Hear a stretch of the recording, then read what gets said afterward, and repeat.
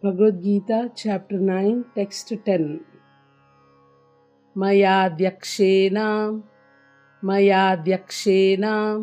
Prakriti Prakriti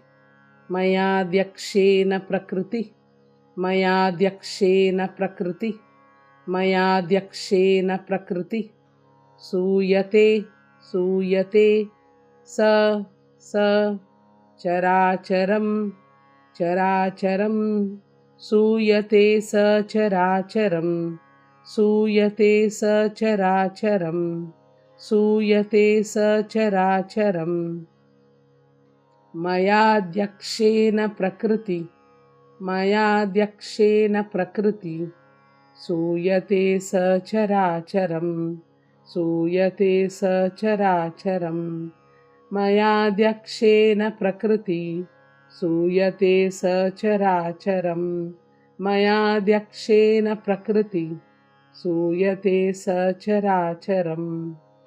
Hetunanena Kaunteya Kaunteya Hetunanena Kaunteya Hetunanena Kaunteya Hetunanena Kaunteya Jagat Jagat Viparivartate Viparivartate Jagat Viparivartate Jagat Viparivartate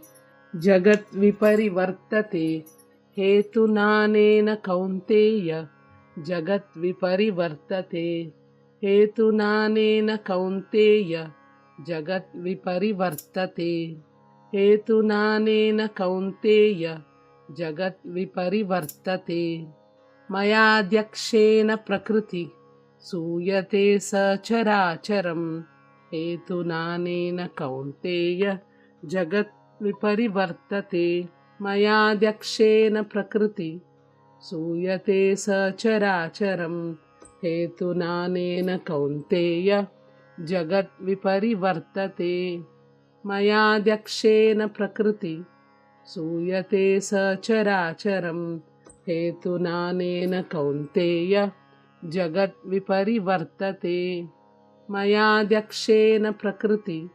Suyate Sacharacharam Hetunanena Kaunteya Jagat Viparivartate. Hare Krishna.